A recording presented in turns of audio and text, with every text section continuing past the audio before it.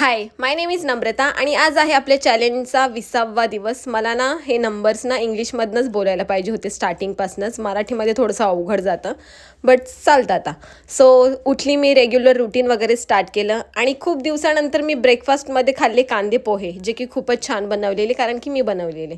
So त्यानंतर मी असंच timepass करत होती. मी खाल्ले हे चॉकोस, जे की वेगळे वेगळे फ्लेवरमध्ये होते. मी अशीच घेऊन आलेली, पण छान लागत होते. आणि लंचमध्ये मी खाल्लेली वाटाण्याची भाजी आणि राईस. चपाती मी आज स्किप केलेली, कारण की इच्छा नव्हती खायची.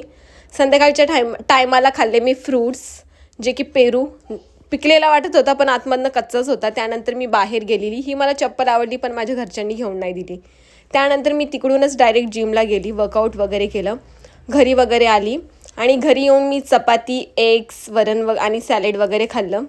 आणि वर्कआउट केल्यानंतर एक्स्ट्रा भूक लागते, तर हेवी मील करणंच इम्पॉर्टंट आहे बॉडीसाठी सुद्धा आणि आपल्यासाठी सुद्धा. सो असंच होता माझा आज random day. And thank you so much for watching. भेटू उद्या. Bye bye.